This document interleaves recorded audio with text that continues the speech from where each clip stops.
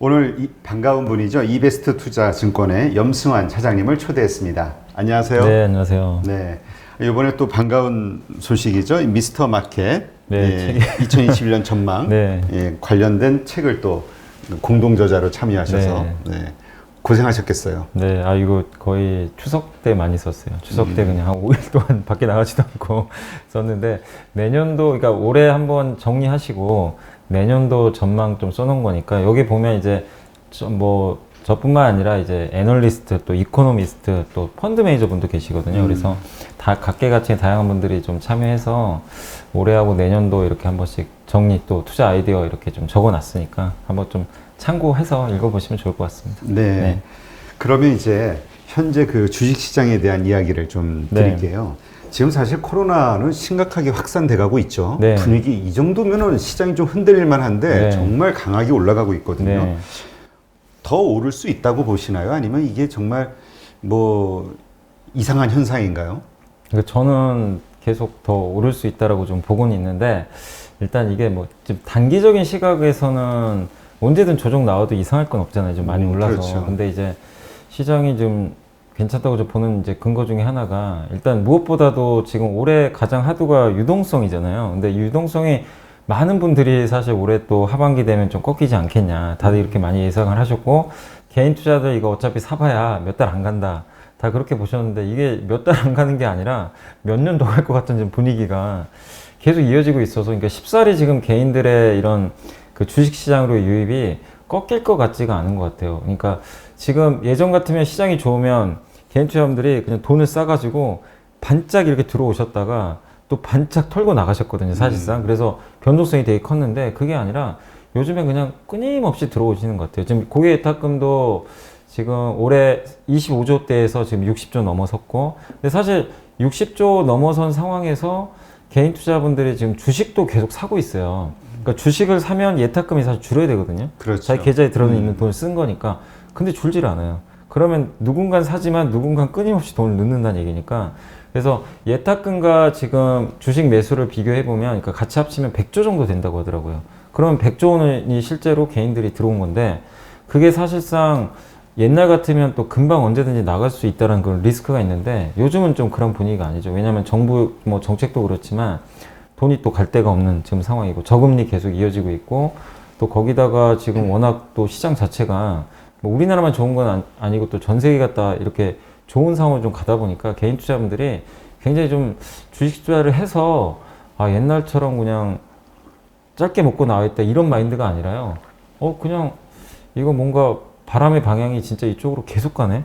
여기에 몸을 그냥 실어버리시는 것 같아요. 장기적으로. 그러니까 그런 것들이 이루어지다 보니까 지금 개인 유동성 측면에서 쉽게 이게 꺾일 것 같지가 않고, 그리고 이건 우리나라만 그런 게 아니라 지금 보시면 엊그저께 그 FOMC도 열렸잖아요. 그렇죠. 거기서 연준 의장도 분명히 많이 이제 걱정하셨던 게 이게 백신 나오면 갑자기 돈을 빼지 않을까. 그렇죠. 밑장 빼기라는 표현들 많이 하시잖아요. 그런 거 걱정했는데 일단 연준 의장의 말만 우리가 생각을 해보면 전혀 그럴 계획이 없어요, 지금. 백신이 나오고 안 나오고를 떠나서 고용이라든가 물가가 목표치에 도달하기 전까지. 그럼 목표치에 도달하면 최소 2022년도 가야 우리가 그걸 알 수가 있거든요. 내년까지는 아니에요. 그렇게 보면 미국의 유동성도 지금 크게 문제할 게 없는 것 같고, 그러니까 이런 것들을 종합해보고 또 거기다 이제 마지막으로 하나의 축이 그 내년도 어쨌든 경제 전망도 나쁘지 않고 기업들 실적 전망도 당연히 올해보단 좋잖아요. 네. 그러니까 이런 것들이 맞물려 가고 있기 때문에 여기서 뭔가 좀 기스가 나지 않는 이상 좀 장기적인 그림에서 윗방향은 계속 맞는데, 항상 이제 끊임없이 많은 분들이 물어보세요. 단기적으로 그럼 어떻게 해요? 막 계속. 조정이 언제 올 거냐. 그러니까, 그때 살게. 네. 근데 그거는요, 되게 좀 재밌는 게 2,400부터 그랬어요.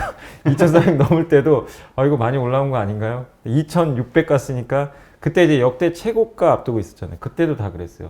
이제는 주식 팔아야 되는 거 아닙니까? 근데 어느덧 2,800 근처잖아요. 그러니까 사실상 그거는 의미가 없는 것 같아요. 너무 막 지수 언제 빠진다 그거보다도 그냥 방향을 보시고 거기에 맞게 그냥 내가 어떤 걸 포트폴리오 구성해서 사느냐. 그게 더 좀 중요한 시기가 아닌가 싶습니다. 네. 지금 그러면 우리가 과거는 아니죠. 한두 달 전만 해도, 2, 3개월 전만 해도 그런 생각을 많이 했었잖아요. 네. 그 예탁금이 60조 이렇게 늘어났지만 네. 이거는 상승하는 주식 시장에 들어올 돈이 아니라 네. 하락하면 밑을 받칠 네, 만한 네. 싸면 사는 어떤 네. 매수세일 것이다. 근데 지금 일어나는 현상은 상승을 함에도 불구하고 개인들이 계속 사고 있는 건가요? 맞아요. 그러니까 지금 이게요, 그러니까 많은 분들이 요즘에 이제 약간 못 참고 사신 분도 계시긴 계신 것 같아요. 이게 왜냐면 기다리는데 오질 않는 거예요. 그리고 요새 좀 되게 재미있는 특징이 장중에 한 번씩 증시가 흔들리는 경우들이 있어요. 엊그저께도 코스피 지수가 한번 확 빠지더라고요. 빠지는데 그거를 또 개인 투자분들이 사가지고 올리시더라고요. 그러니까 뭐냐면 예전 같으면 어느 정도 레벨까지 빠지길 기다렸다면 지금은 그게 아니라 단 하루라도 변동성이 갑자기 나와버리면 그냥 드시는 것 같아요. 그러니까 그런 걸 봤을 때 개인 투자분들의 지금 그 대기 매수는 지금 분명히 있습니다. 대기 매수는 엄청나게 많은 건 사실인데 그냥 여기서 지수가 5%, 10% 빠지길 기다리는 게 아니라 굉장히 좀 기민하게 그냥 움직이시는 거예요. 바로바로. 근데 이런 자금들이 요새 또 되게 특징적인 게 오를 때는 잘 또 안 사셨던 경향들이 있어요. 몇 달 전만 해도. 네. 근데 지수 올라가도 그냥 어느 날은요, 개인들이 그냥 사버리는 경우들도 되게 많아요. 그러니까 결국엔 지금 많은 개인 투자분들이 너무 막 나는 기다리겠다 이런 심리보다도 일단 돈이 들어왔으니까 어느 정도 내가 많으니까 이런 거죠. 내가 지금 신규로 1,000만 원을 투자하고 싶은데 옛날에는 아 지수 한 2,500 오면 사야지 이런 마인드였다면 지금은요 일단 500은 사놓고 보자. 500은 일단 사놓고 한 발 담궈놓고 나머지 500은 일단 상황 봐서 빠지면 사든지 그때 가서 결정. 약간 이제 이런 분위기로 바뀌다 보니까 개인들의 매수가 예전과는 좀 다르게 좀 더 공격적으로는 들어오는 것 같긴 합니다. 네. 그러면 지금 외국인과 기관의 수급은 어떻습니까? 외국인들은 11월 달에는 정말 엄청나게 샀거든요. 그러니까 그렇죠. 아시겠지만 11월 장은 개인 투자자가 오히려 5조를 팔아버렸고 외국인이 5조를 샀는데 외국인들이 사다 보니까 확실히 코스피가 월등히 좋았어요. 코스피 대형주 위주로 가버렸죠. 그런 흐름이 나왔는데 이제 그때 좀 나왔던 특징이 그러니까 초반에 11월 한 중순까지는 외국인이 신흥국을 다 샀거든요. 골고루 샀어요. 근데 11월 중순 이후로 예전에도 한번 말씀드렸던 것 같아요. RCEP이라고 영내 포괄적 경제 동반자 협정이 체결되고 나서는 다른 나라를 안 사고 그냥 한국만 찍어서 사버리더라고요. 11월 말까지. 가장 큰 수혜국이다 네, 이렇게 보나 보죠. 네, 맞아요. 왜냐하면 미중 무역 분쟁이 2년간 펼쳐지면서 제일 피해본 나라가 또 한국인데 그게 이제 해소가 된다는 시그널을 본 것 같아요. 그래서 외국인들이 아예 그냥 찍어가지고 한국을 사버렸는데 12월 들어서는 조금 특징적인 게 주식을 일단 안 사는 것 같아요. 지금 오히려 팔고 있어요. 오늘도 제가 아까 오면서 확인해 보니까 지금도 뭐 장중에 최소 1,000억 이상씩 매일 좀 팔고 있는 것 같은데 뭐 그런 일각에서 얘기도 있더라고요. 그러니까 유럽계 자금이 지난달에 좀 많이 들어왔다고 하더라고요. 근데 유럽계 자금은 헤지펀드들이 많은데 단기 성향이 또 크다고 합니다. 그러니까 11월에 굉장히 많이 사서 수익이 좀 났잖아요. 거기다가 환차익까지, 환율까지 급나가니까. 근데 이제 그런 상황에서 이 유럽계 자금은 좀 팔고 싶은 욕구가 생겼던 것 같아요. 그래서 12월 달에는 이제 그런 자금들이 좀 나가면서 외인들이 좀 팔고 나간 거 아닌가. 그러니까 우리 경제의 어떤 펀더멘털 문제보다 좀 많이 오른 데 따른 또 거기다 환율도 엄청난 수익을 냈어요. 그러다 보니까 좀 판 게 아닌가 저는 이렇게 좀 생각하고 있고 그리고 기관 투자들은 거의 똑같아요. 사실 뭐 요새 기관이 힘을 못 쓰는 네. 이거는 진짜 제가 여기 9월인가 처음 나왔잖아요. 그때도 기관 투자자 왜 이렇게 파나 계속 팔고 있었는데 네. 근데 지금 9월, 10월, 11월 지금도 똑같아요. 근데 그때하고 조금 달라진 건 하나가 있어요. 뭐냐면 기관 투자가 되게 많잖아요. 금융 투자, 투신, 뭐 은행, 보험, 연기금 이렇게 나눌 수가 있는데 은행하고 보험은 큰 존재감 없어 제외하면 큰 축이 금융 투자랑 이제 그 투신하고 연기금인데 투신 연기금은 지금도 팔아요. 12월 들어서도 끝도 없습니다. 그러니까 특히 투신은 아시겠지만 개인 투자분들이 돈을 빼잖아요. 펀드에서. 그럼 환매해야 되니까 그건 어쩔 수 없는 거고 이게 계속 가속화되니까 파는 것 같고 연기금은 주식 비중을 넘어섰잖아요. 뭐 그렇죠. 뉴스 통해서 상승했으니까. 너무 올라가니까 그래서 지금 연말 앞두고 어쨌든 목표 비중 맞춰야 되거든요. 그래서 기계적으로 매도하는 것 같고 그리고 근데 이제 반대로 생각하면 연기금은 또 올해 이렇게 팔아놨기 때문에 내년도에는 또 새롭게 시작하거든요. 그럼 연초 되면 아마 살 수는 있을 것 같아요.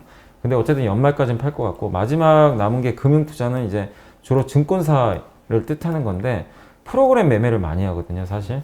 그래서 선물과 현물의 뭐 가격차라고 하는데 그런 것들에 따라서 보통 연말에는 이게 선물이 좀 비싸고 현물이 싼 경향들이 있어요. 왜냐면 배당 때문에 배당락이라고 하는데 현물이 좀 저평가를 돼요. 그래서 항상 12월 되면은 금융투자가 매년 반복해서 주식을 샀어요.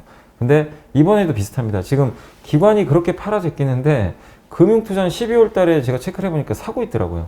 꾸준하게. 그러니까 그나마 다행인 거죠. 그렇게 보면 이 연말로 갈수록 아마 금융투자는 더 많이 살 것 같고, 그리고 뭐 연기금 투시는 우리가 기대하기 힘들지만 너무나 많이 팔아놨으니까 저는 매도 규모가 좀 줄 수 있다고 보거든요. 그렇게 되면 연말에는 한번 기관 매수도 저는 기대해 볼 만하다고 봅니다. 그렇게 보면 외국인은 좀 변수는 있지만 여기서 뭐 공격적인 매수다, 매도보다도 좀 관망할 것 같은 가운데 기관이 한번 들어오면서 증시가 또 올라갈 수 있는 여지는 좀 생길 수가 있기 때문에 한번 기관 동향 체크해 보시면 좀 좋을 것 같아요. 네.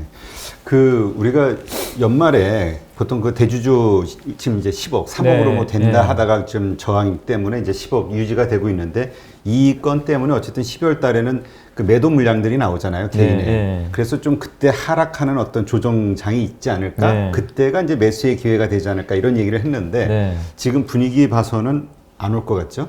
저도 솔직히 12월 되기 전에 그 물량 한번 나오겠다. 그러면 한번 밀리지 않을까 생각을 했는데 전혀 그런 게 없어요. 그러니까 무슨 얘기냐면 그거를 능가하는 매수가 계속 들어오는 것 같고 개인 투자분들이 물론 일부 대주주는 팔겠죠 당연히 10억 그렇죠. 넘어가니까 세금 문제 때문에 좀 팔 수 있는데 그게 옛날에는 2019년까지만 해도요. 우리 국내 유동성이 너무나 약했잖아요. 아시겠지만 개인 투자분들이 주식시장에 별로 관심도 없었고 대주주가 11월, 12월에 조금만 팔아도 그냥 휘청입니다. 중소형주들이.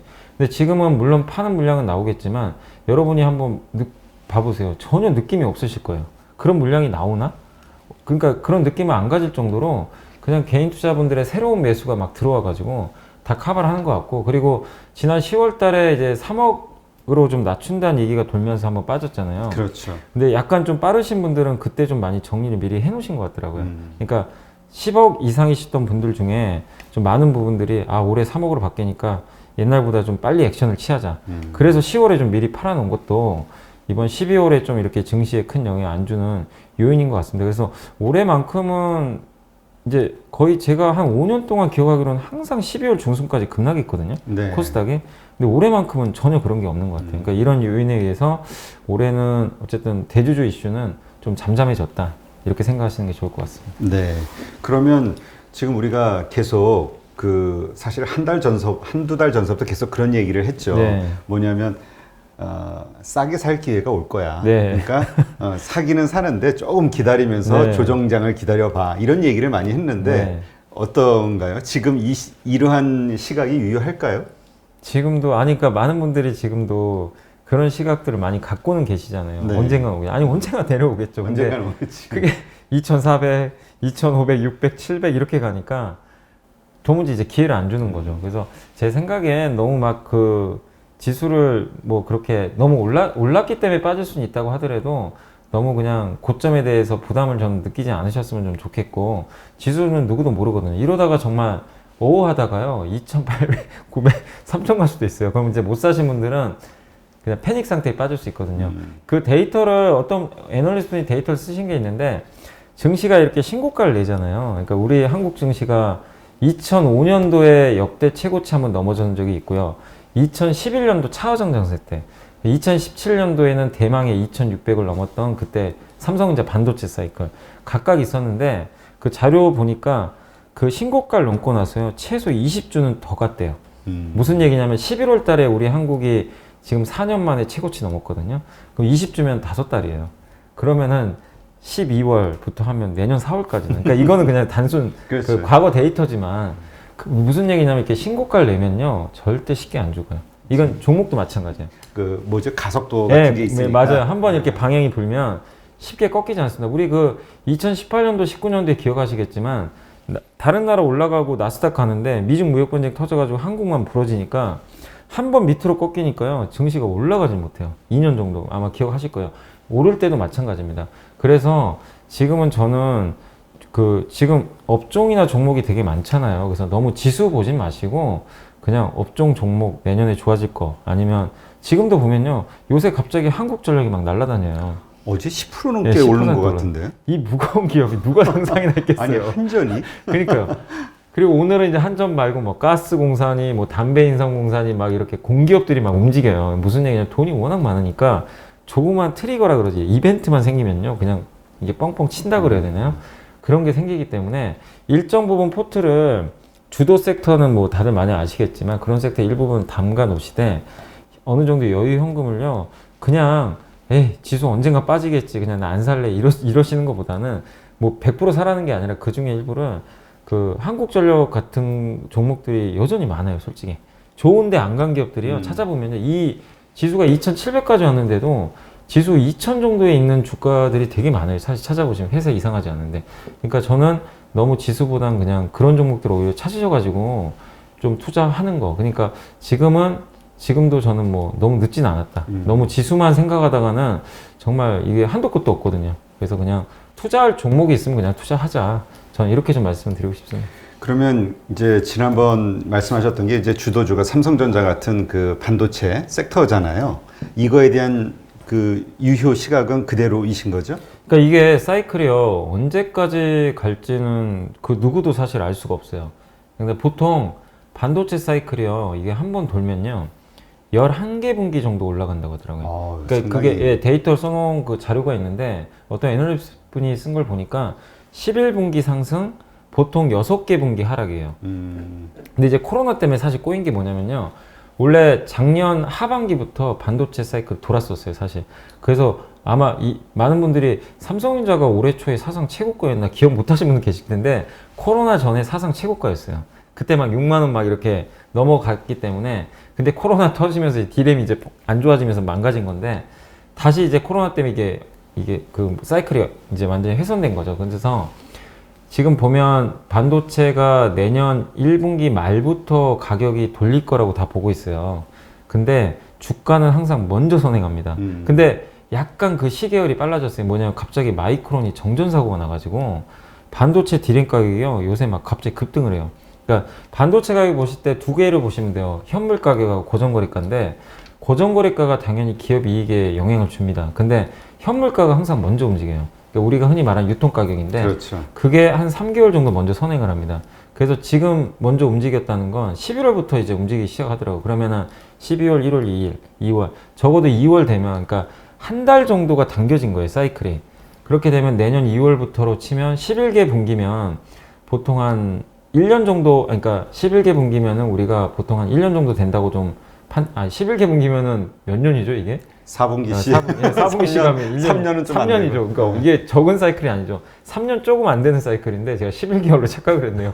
그러니까 굉장히 긴 사이클이거든요. 근데 그게 무조건 그렇게 된다는 건 아닌데 과거 데이터가 그랬다고 하더라고요. 그러니까 그걸 감안해 보면 내년 2월부터 돌린다고 생각을 하면 적어도 한 2023년까지는 갈 수 있는 사이클은 되거든요. 근데 주가는 제가 먼저 움직인다고 그랬잖아요. 그래서 3개월 정도 지금 먼저 움직이면서 주가 그냥 반응을 하고 있는데 이렇게 보면 적어도 2022년까지는 그냥 최소 간다고 봐야 돼요. 과거 데이터로 보면. 근데 그 중간에 분명히 진폭은 있겠지만 뭐 반도체 사이클이 과거 데이터로 보면 뭐 그런 경우들이 워낙에 많았고 또 거기다가 지금 가장 반도체에서 이슈가 되는 게 과거랑 좀 달라진 점이요.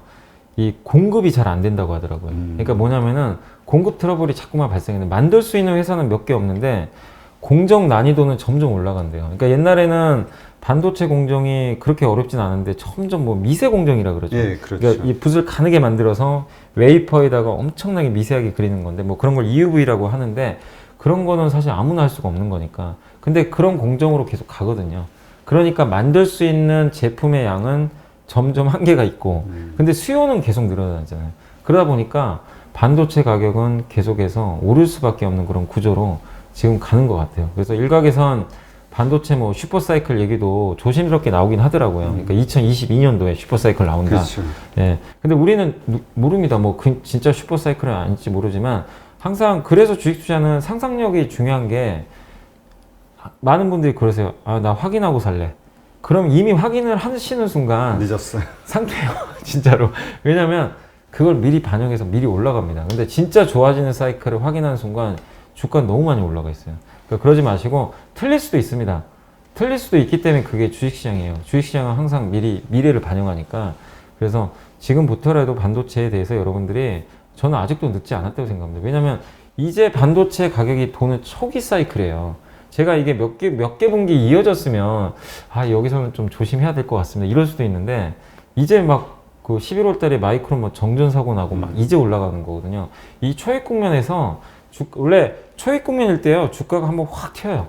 그럼 사람들이 아, 이거 다 반영됐으니까 나 무서워서 못 사겠다 이러는데 그게 끝이 아닙니다. 사실은 거기가 오히려 시작인 경우가 많아요. 2차 전지가 그랬거든요. 그렇죠. 그래서 그런 걸 보면 반도체는 여러분들이 아직까지는 좀 그림상 시간이 많이 남아 있으니까 여유 있게 접근하시면 좋을 것 같고, 그리고 무엇보다 반도체를 제가 예전부터 되게 좋게 얘기했던 건 이유가 뭐냐면 일단 올해 안 갔어요.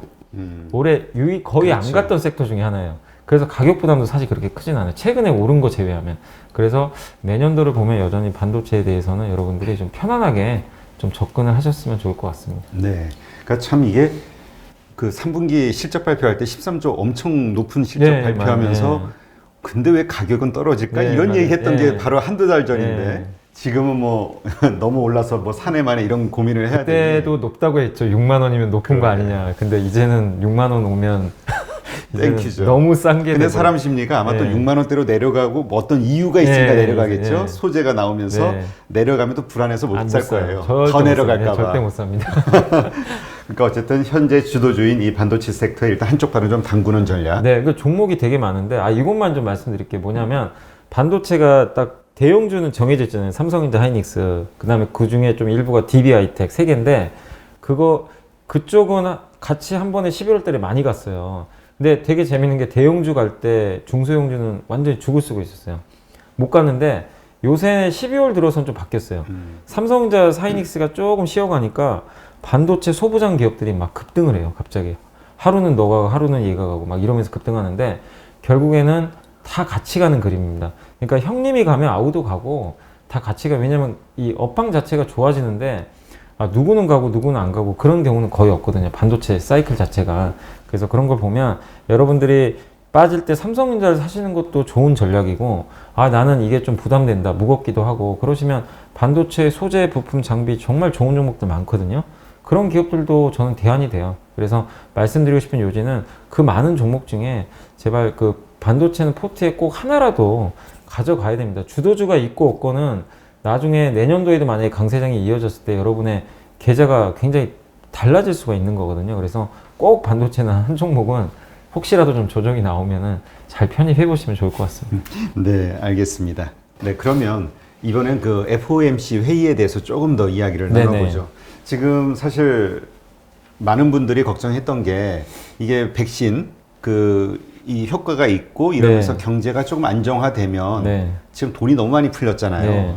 이 이제 연준이 어떤 액션을 취할 것인가에 대한 고민들을 많이 했었죠. 그게 이제 그래서 리스크 요인으로 작동을 했었고요. 네. 근데 이번에 연준 발표로 봐서는 그렇게 걱정을 안 해도 되는 건가요? 네, 그러니까 약간 이제 증시가 너무나 그동안 이제 꽃길만 달려오다 보니까 이제 걱정하는 게 사실 딱 두 가지였어요. 연말 연초에. 이제 첫 번째가 FMC에서 혹시 이상한 내용 나오지 않나. 그러니까 말씀하신 대로 밑장 빼는 거. 그거랑 이제 두 번째가 내년에 바이든 이제 당선이 취임을 하잖아요. 그 전에 이제 그 미국의 1월 5일인가요? 조지아주 상원 선거가 아직 안 끝났잖아요. 그렇죠. 거기서 이제 끝났을 때 만약에 민주당이 이기는 그림으로 만약에 나와버리면 이거 증세할 수도 있겠다. 사실 이게 두 가지거든요. 그게 불확실성인데 다행스럽게도 일단 연준 의장은 시장과 소통을 선택을 했어요. 뭐 속내는 우리가 모르겠지만 나는 주식시장을 당분간 망가뜨릴 생각은 없다. 분명히 언급을 하셨습니다. 그리고 CNBC하고의 그 인터뷰에서도 그게 나왔더라고요. 그러니까 지금 주식시장이 비싼 거 아니냐. 근데 이제 연준 의장이 했던 얘기는 지금의 금리 수준으로 봤을 때 주가가 비싸다고 생각하지 않는다. 그러니까 지금 저금리 기조 하에서는 지금 주가 상승은 좀 타당하다고 인정을 해버린 거거든요. 근데 이게 물론 나중에 금리를 올리게 되면 상황이 바뀌는 거잖아요. 근데 어제 얘기했던 거 종합해보면 2023년까지는 안 올린다라고 분명히 얘기를 했고, 근데 이제 금리랑 별개로 돈을 풀었는데 회수할 수 있죠. 그걸 이제 용어로 테이퍼링이라고 하는데 그 얘기를 했어요. 테이퍼링을 혹시라도 하게 되면 미리 몇 달 전에 얘기는 해주겠다. 시장에 시그널을 주겠다. 근데 그게 저는 내년은 아닌 것 같아요. 근데 2022년도에는 미리 시그널을 줄 수도 있겠죠. 그러면 그때는 한번 증시가 발작할 수도 있거든요. 그래서 그러니까 조금 이제 좁혀보면 내년도 상반기까지는 좀 편안해요.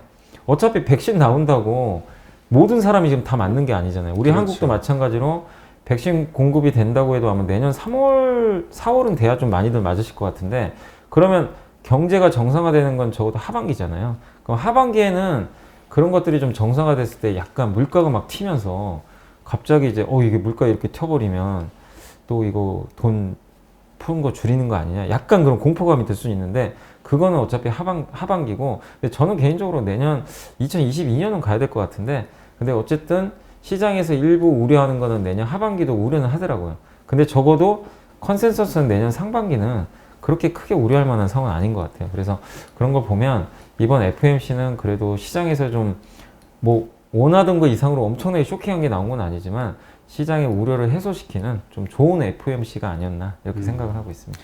그 지난번 FOMC 회의 때도 이제 얘기했던 게 2023년까지는 네. 인상하지 않겠다 얘기를 했었잖아요. 근데 하지만 거기에는 전제 조건이 있었잖아요. 네. 인플레이션이라든가 네. 여러 가지 현재 상황이 유지되는 네. 한. 이번에는 어떻습니까? 그런 전제 조건, 그러니까 뭐 달라진 게 있는 건가요? 과거에 그 2023년까지 하지 않겠다라는 그 뉘앙스의 말과? 그 전에는요 표현이 되게 모호했어요. 그러니까 구체적이진 않고 뭐 채권 매입도 뭐 얼마를 하겠다 이런 게 아니라 뭐 어떤 목표치도 없었어요. 그러니까 경제가 그냥 두루뭉실하게 뭐 경제가 정상화될 때까지는 당분간은 2023년까지 제로금리 유지하면서 채권 매입 계속 해나가겠다. 근데 이번에는 좀 더 명확하게 썼더라고요. 그러니까 숫자까지 제시를 했고 그 다음에 연준 의장이 했던 게 완전 고용이라는 얘기를 해버렸어요. 완전 고용, 물가 목표제 달성. 그러면 완전 고용은 실업률이 거의 한 3% 정도 되거든요. 지금 미국의 실업률이 6.5% 정도 되니까 이제 만약에 3%에 근접하면 결국엔 금리 올릴 수 있다는 얘기고 그 다음에 이제 물가 목표제가 한 2% 정도 아마 되는 걸로 알고 2에서 2.5% 거기 갈 때까지 그러니까 갈 때까지 표현을 했기 때문에 이제 목표치가 나와버렸어요 구체적으로. 그럼 이제 오히려 투자자들이 봤을 때 이제 숫자를 보고서 판단하기가 더 쉬워진 거죠. 그러니까 옛날에는 좀 보다 명확하지 않고 약간 두루뭉실했는데 지금 표현이 굉장히 구체적이었고 근데 그렇게 제시를 했던 이유는 결국에 이제 백신 때문인 것 같아요. 백신이 나오면 당연히 경제가 정상화되는 게 맞잖아요. 그렇죠. 근데 그 정상화되는 시점을 연준이 어디로 판단할 거냐 투자자들이 모를 수가 있잖아요. 근데 연준의 그 파웰 의장은 그거를 이제 어쨌든 딱 정답지를 일단 보여줬어요. 여기 가면 우리가 약간의 경고 사인을 낼 수도 있다. 그러면 우리는 그 데이터들 이제 앞으로 그럼 뭘 봐야 되겠습니까? 항상 미국에서 발표된 물가나 매월 초에 발표되는 그 고용 데이터 있잖아요. 이걸 계속 보면서 우리가 체크를 하면 되겠죠. 근데 이제 이렇게 되면 아이러니한 게 너무 지표가 잘 나오면 이제 사람들이 불안해질 수도 있어요. 이거 큰일 났다. 돈 뺄 수도 있는 거 아니냐. 그래서 가장 좋은 건 그 경제지표는 천천히 가는 게 사실 좋은 것 같아요. 이게 왜 보통 우리가 주식 투자할 때 경제지표 좋은 게 좋은 거 아니야? 이럴 수 있는데 지금은 그 상황은 아닙니다. 너무 또 잘 나오면 오히려 역으로 공포감이 들 수가 있기 때문에 이제 매월 발표되는 한번 데이터들 잘 이제는 체크해야 될 것 같습니다. 네. 근데 이제 이번에 좀 이례적이라고 할 정도로 이렇게 정확한 가이던스를 수치까지 제시하면서 이야기했잖아요. 의도가 뭘까에 대해서 생각하는 분들도 있더라고요. 예. 그러니까 이제 아까도 말씀드렸지만 어쨌든 이제 뭔가 준비는 하고 있다고 생각이 될까요? 그 뒷단에는. 그렇죠. 예. 예전에는 지금 이렇게 코로나 난리가 났고 했는데 뭘 목표를 제시하고 일단은 지금 어쨌든 시장 분위기도 그러니까 달래는 쪽으로 어쨌든 뒤에 우리 연준이 있습니다. 이걸 딱 보여준 거죠. 우리는 여러분을 구원하겠습니다. 약간 그런 느낌이었다면 이제는 우리가 이제 그런 단계는 아니고 이제 백신도 나오고 뭔가 정상화 될 것 같으니까 그렇다고 여기서 갑자기 뭐 긴축하겠다 이래버리면 시장이 또 한번 충격받을 거 아니에요. 그래서 속내는 좀 감춘 것 같은데 어쨌든 연준 입장에서도 뭔가 내년도에 이런 아까 말씀드린 물가나 고용을 보면서 카드를 이제 만지작거리고 있는 것 같아요. 점점. 이번에 또 점도표라 그러는데 연준 위원들이 이제 점을 찍잖아요. 금리 점만. 그게 보니까 어쨌든 지난번보다는 향후에 금리를 올리겠다라고 쓴 분들이 조금 늘어났더라고요. 그렇다는 얘기는 연준도 일단은 긴축에 대해서는 이제 조금씩은 고민을 해 나가고 있는 건 사실인 것 같아요. 그래서 그런 뒤에 좀 배경은 당장은 아니지만 조금은 그런 것들을 좀 그 생각을 지금 파웰 의장도 하고 있다라고 좀 보고 있습니다. 네. 그러니까 지금 1,200달러를 계속 채권을 매입하겠다 이런 얘기도 결국은 채권 시장이 아직은 안정화됐다라고 보지는 어렵다 이렇게 이해할 수도 있는 거 아닌가요? 그죠. 그러니까 뭐 채권 시장이 물론 이제 올해 코로나 터지고 났을 때보다 많이 안정화됐죠. 뭐 스프레드라고도 하는데 뭐 신용 스프레드나 이런 것들이 안정화되는데 어쨌든 지금 우리 한국도 그렇지만 미국도 지금 좀비 기업들이 되게 많잖아요. 그렇죠. 예, 지금 그런 문제가. 것들을 그냥 갑자기 정상을 한다거나 금리를 올려버리면 갑자기 한계 기업들은 한 번에 막 쓰러져 버릴 수도 있으니까 지금은 어쨌든 지금 그런 식으로 급하게 충격을 줄 것 같진 않아요. 근데 나중에 생각하셔야 될 건 뭐냐면 채권 매입은 어쨌든 계속 합니다. 하는 건 사실인데 진짜로 백신이 이제 광범위하게 보급돼 가지고 경제가 정상화되고 물가가 튀어버리면요. 그때 가서는 이제 채권 매입을 확 줄여버릴 수가 있어요. 그러면은 그때는 이제 민낯이 다 드러나요. 이 좀비 기업들이 그렇죠. 전면에 드러나서 분명히 구조조정 당하는 기업들이 많이 나올 수 있습니다. 지금은 어쨌든 살려주잖아요. 다 살려주는데 그때 가서는 그런 기업들이 좀 리스크가 커질 수 있으니까 여러분들이 뭐 주식 투자를 한정한다면 더욱더 내년에는 그러니까 올해는 진짜 보면 항공 여행주도 누가 봐도 이거 가만두면 망할 뻔했잖아요, 사실상. 근데 살려줬거든요.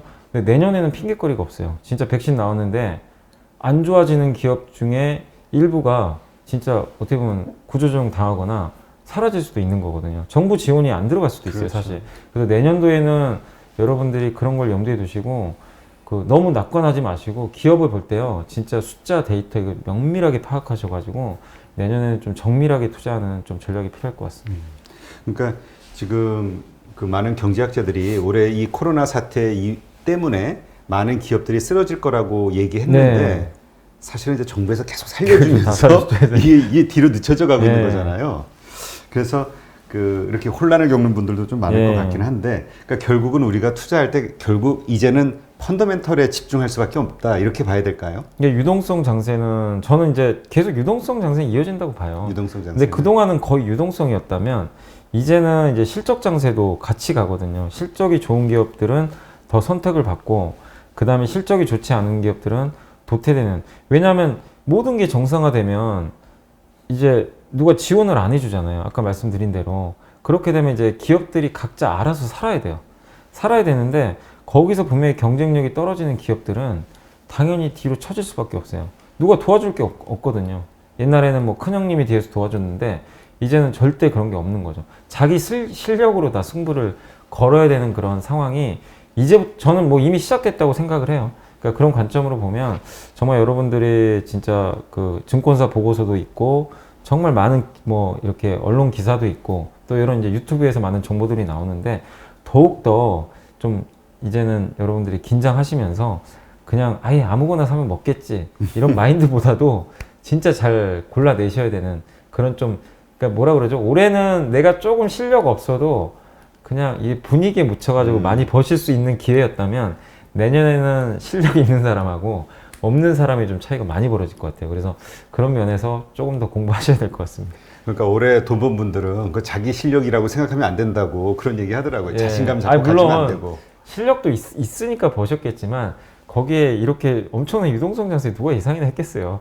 이것도 인정은 해야 되거든요. 그러니까 내가 실력이 10인데 20을 벌었다고 생각하시면 돼요. 근데 내년에는 이제는 그런 환경이 아니에요. 10이면 10만 벌어요. 예, 그래서 내년에는 진짜 진검승부다 이렇게 말씀드리겠습니다. 지금 그 나스닥, 그러니까 미국 주식 시장이 요즘 며칠 계속 좋았잖아요. 네. 근데 그 이후로 지금 그 재정부양책 합의, 네. 이게 이제 좀 뭐 타결될 것처럼 분위기가 흘러가는 것 같던데요. 타결될 것 같아요. 지금 이제 거의 그 임박을 한 것 같더라고요. 그러니까 예전에 민주당, 공화당이 제시했던 안보다는 이제 금액은 많이 줄었지만 어쩔 수 없는 게 지금 너무 급해요. 이걸 안 하면 이제 그 실업급여인가요? 그걸 이제 내년부터는 지금 못 한다고 하더라고요. 그러면 미국의 경제가 또 한 번 쇼크를 받겠죠. 왜냐하면 지금 미국 경제가 그래도 조금씩 살아나는 게 정부에서 지원한 돈 때문인데 이게 없어져 버리면 결국에는 이제 많은 사람들이 소비를 못 하게 되니까 충격을 받을 수밖에 없어서 올해 해 넘기기 전엔 아마 타결은 분명히 될 것 같고 뉴스 나오는 거 보니까 거의 근접은 한 것 같더라고요. 근데 이제 여기서 중요한 거는 뭐 실업급여도 있고 한데 전국민 현금 보너스가 반드시 또 지급이 되는 게 좋습니다. 재난지원금. 네, 재난지원금 같이. 왜냐하면 미국이 예전에 한번 지급을 했잖아요. 근데 지금 이제 이번에도 그걸 넌내 만에 하는 것 같은데 이게 반드시 들어가야만 미국의 소비가 뭐 일시적이라 하더라도 또 한 번에 레벨업을 할 수가 있는 거거든요. 근데 만약에 재난지원금이 만약에 이번에 양당 간의 합의를 통해서 안 돼 버리면 시장은 오히려 실망할 수 있어요. 그러니까 왜냐하면 지금 시장이 예측하는 거는 당연히 합의되겠지. 이건 다 인정을 하고 있어요. 근데 그 내용을 보면 그 안에 어떤 게 들어가냐가 중요한데 전국민 재난 보너스 이런 게 안 들어가 버리면 이것까지 기대했는데 이게 없네? 그러면 이거는 좀 알맹이가 없는 것 같다. 이러면서 오히려 시장이 충격을 받을 수 있기 때문에 혹시 이제 투자하신 분들은 미국 증시를 보실 때 그런 내용까지 한번 체크하시면서 보시면 좋을 것 같습니다. 그러니까 그 가장 의견이 잘 안 맞는 부분이 그 개인들에게 주는 네, 그거하고 주정부에 지급하는 네, 게 아마 그 이슈가 네, 되는 것 같아요. 네. 근데 공화당 입장에서는 주 정부들을 민주당이 많이 가지고 있으니까 그게 이제 민주당을 도와주는 것이다. 네. 뭐 이런 정책 뭐 이런 네. 정쟁 같은 요소도 있다고 하는데, 근데 이게 또 주정부에서 돈을 안 받으면 당장 뭐 경찰이니 그 공무원들 네, 못 주죠. 월급을 네, 못 주니까 그게 이제 결국 민간 소비로 이어지면서 네. 어려워질 거라는. 그러니까 이러한 요소들이 다 해결이 돼야 되는 거죠. 네. 타결이 되는 게 중요한 게 아니라 이제. 예, 그러니까 그게 합의가 되는 건 물론 좋은데 그 합의를 어떻게 내용이 뭐가 들어갔느냐 이게 더 중요한 것 같아요. 항상 우리가 볼 때 그냥 기사 제목만 보면 안 되거든요. 기사 제목 딱 보고 내용을 봤는데 좋아서 이게, 딱 샀는데. 뭐야 이거 아무 알맹이도 없네? 그냥 무늬만 합의네? 이럴 수도 있어요. 그럼 주식시장은 완전 실망할 수도 있거든요. 그래서 말씀하신 대로 뭐 이런 주정부 지원이라든가 아까 말씀드린 전국민 보너스 이런 것들이 포함이 돼야만 시장이 좀 그래도 더 안도할 수 저는 있다고 보고 있습니다. 지금 시장금리가 네. 인상이 좀 되고 있다 이런 얘기가 있잖아요. 네. 이러한 문제는 뭐 크게 우리가 신경을 안 써도 될까요? 금리는 그러니까 이게 금리가 오르는 배경은 가장 근본적인 건 무조건 물가거든요. 네. 물가가 오르면 금리는 따라가게 돼 있잖아요. 그 이제 경제 원리에 의해서. 그래서 이제 체크해야 될 건 무조건 이제 물가를 보셔야 돼요. 인플레이션을 보셔야 되는데 아직은 아니죠. 아직은 뭐 경제가 정상화된 것도 아니고 이제 막 백신 접종 시작됐고 우리 한국만 해도 지금 물가를 걱정할 게 아니라 오히려 물가 하락을 걱정해야 될 정도로 지금 경기가 안 좋잖아요. 왜냐면 지금 이제 뭐 사회적 거리두기 3단계도 갈 수 있는 상황이니까 너무나 지금 위태로운데 이런 상황에서 당장 인플레 걱정하실 필요 없는데 다만 내년을 한번 우리가 돌아가 보자. 내년에 여러분이 만약에 3월 달에 백신을 맞았어요. 저도 맞고. 그러면은 경제 활동을 이제 하겠죠. 그럼 시작하겠죠. 일시적으로 뭐가 생기게 되냐면은 그게 생기겠죠. 이제 갑자기 사람들이 여행을 가고. 그죠? 돈을 쓰기는 일이 이제 예. 갑자기 터지겠죠. 집에서 쓰는 돈을 이제 밖에서 쓰게 되네요. 이제 그걸 뭐 서비스라고 하더라고요. 그러니까 서비스에 대한 이제 소비가 시작이 되는데 지금 우리가 집에서는 이런 뭐 그 인테리어 꾸미고 막 가전제품 사고 그러잖아요. 근데 내년도에 봐야 될 거는 결국 서비스업.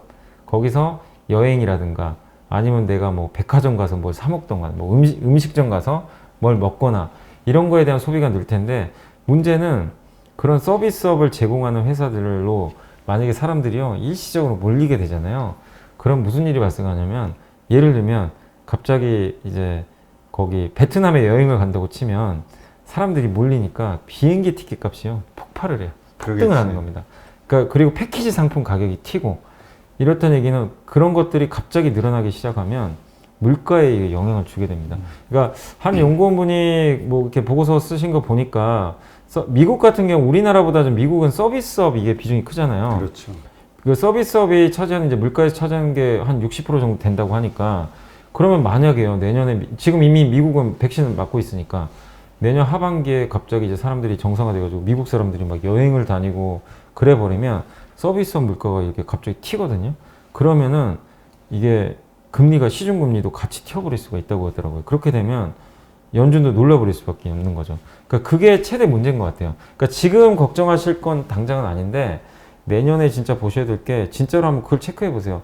전 세계 비행기 티켓 값이 올라가는지. 그리고 식당들도 요새 되게 자영업자분들 힘드시잖아요. 힘들죠. 우리나라는 그런 게 아니겠죠. 그러면 그분들이 폐업을 한단 말이에요. 근데 살아남은 식당들이 있어요. 그러면 식당은 줄어들었어요. 근데 사람들은 한 번에 외식을 하고 싶어요.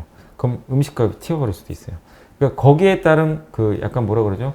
공급이 그 서비스 공급이 부족한 데 따른 그러니까 수요는 증가하는데 제품 공급이 아니라 서비스 공급이 줄어들어 가지고 인플레가 발생할 수도 있다고 하더라고요.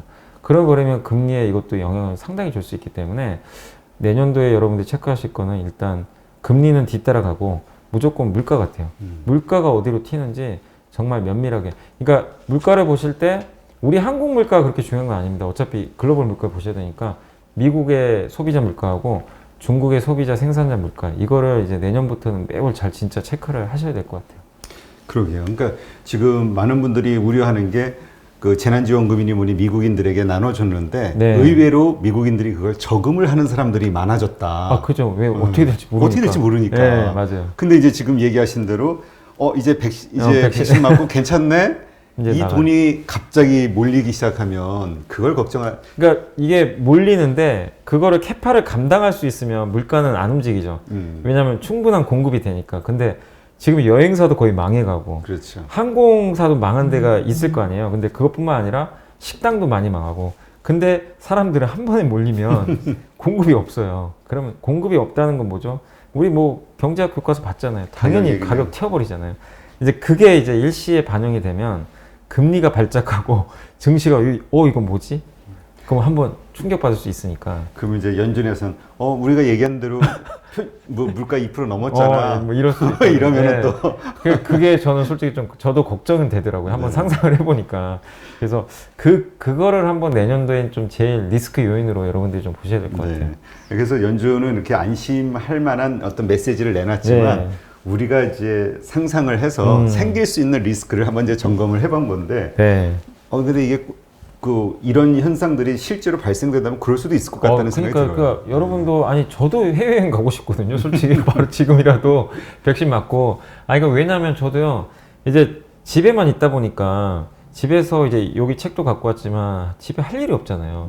집에서 책을 쓰든지 아니면 집에서 요리를 하든가 아니 이제 집에 있으니까 막 짜증이 나니까 TV도 바꾸고 가전제품 바꿨는데 만약에 이제 밖으로 나간다고 생각해 보세요. 얼마나 밖에 나가서 외식하고 하고 싶은 돌아다니고 거. 싶고 여행 가고 싶겠어요. 저 한 사람이 아니라 다 그럴 거 아니에요. 그러면 이제 그게 너무나 쏠리니까 그게 오히려 좋은 게 아니라 이게 어떻게 보면 악재가 될 수 있을 것 같아서 그러니까. 좀 그런 생각이 좀 들더라고요. 네. 하여튼 이런 부분들도 우리는 이제 많이 올라와 있으니까 네, 맞습니다. 조금 민감하게 예, 좀 잘 살펴봐야 체크하셔야 될. 돼요. 그러니까 내년도의 그림을 봤을 때 투자분들이 올해보다 어렵거든요. 분명해요. 그거는 경기는 좋아지지만 주가가 훨씬 많이 올랐기 때문에 내년도에는 여러분들이 돌다리도 뭐 이렇게 한 번씩 뭐 잘 두들겨보고. 두들겨 본다는 심정으로 진짜 하나하나 잘 체크하시면서 투자하는 좀 전략이 좀 필요할 것 같아요. 네. 그러면 지금 얘기하신 대로 내년은 올해만큼 좋은 투자 환경은 아니란 말이죠. 어렵죠. 예, 가격이 어렵다. 올랐으니까. 그렇다면 개인의 매수세가 내년에도 이어질 수 있을까? 이런 질문이 생길 수 있을 것 같아요. 근데 개인 투자자분들의 매수는 저는 계속 이어진다고 보는 게 왜냐하면 일단 전체적으로 우리 한국만 봤을 때 물론 증시가 많이 올랐지만 지난 10년 동안 진짜 거의 소외 아닌 소외를 받은 장이잖아요. 그런 면에서 다른 나라보다는 아직은 싼 건 맞아요. PER로 봐도 한국이 13배인데 글로벌 평균 PER이 한 17배 돼요. 룸도 남아있고 아시아 시장 PER이 18배예요. 그럼 우리나라가 아시아 시장 평균보다 이렇게 또 못하다는 것도 저는 좀 아직은 충분히 싸다는 논리로 좀 저는 통할 수 있다고 보고 있거든요. 그리고 두 번째가 뭐냐면 결국엔 위험에 대한 선호 현상인데 지금 정부에서도 요새 계속 주식시장이 굉장히 우호적인 말씀들을 많이 하시는 것 같더라고요. 예전과 좀 다르게.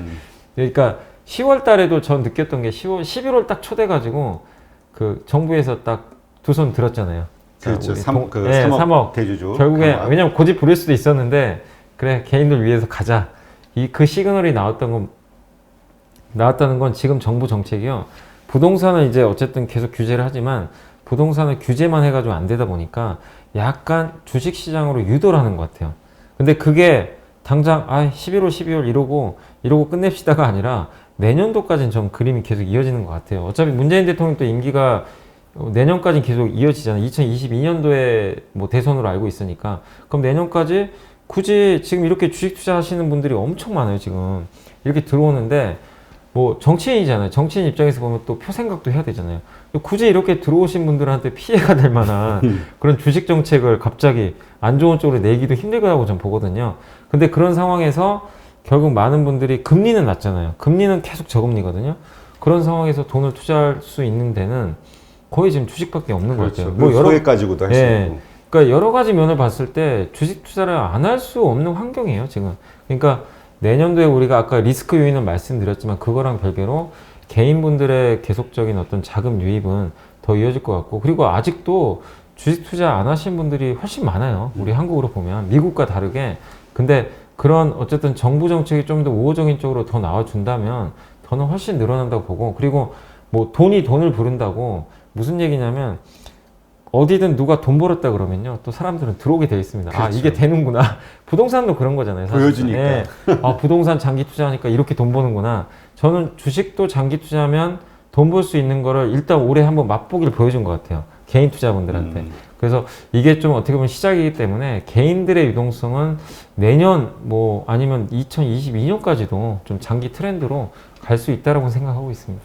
지금 장기 투자에 대한 이야기를 했는데 그 얼마 전에 뭐 정부에서도 그와 관련된 뭐 대책들을 고민하고 있는 네, 그걸 있습니다. 보여줬다 이런 얘기가 있던데요. 어제 이제 12월 17일 날 이제 경제 정책 방향이라는 그 약간 이제 기획재정부가 주관한 회의가 있었나 봐요. 이제 내년도에 정부의 방향이죠. 경제에 관련된. 그래서 거기 내용들 이제 간략히 말씀드리면 이제 경제 성장률 한 3% 이상으로 보셨더라고요. 근데 3% 이상이면 어쨌든 올해가 마이너스 1.1이더라고요. 예상치가. 그러면 내년도에는 이제 경제가 충분히 정상화되는 걸로 보고 있는 것 같고, 거기다 물가도 조금씩 올라가는 걸로 보고 있고, 그리고 그런 것들을 이제 경제를 정상화시키기 위해서 뭘 하냐면 550조에 달하는 그 예산을 올해 잡아놨어요. 내년도에 이제 투자를 하기로. 이제 여야가 합심을 해서. 근데 그거를 상반기에 다 투입이 안 돼요. 조기에. 한 번에. 그 뭐냐면은 아예 그냥 드라이브를 걸어버리겠다는 거예요. 아예 상반기에 우리 그러니까 할 수 있는 거 빨리 해버리자. 왜냐면 더 늦기 전에.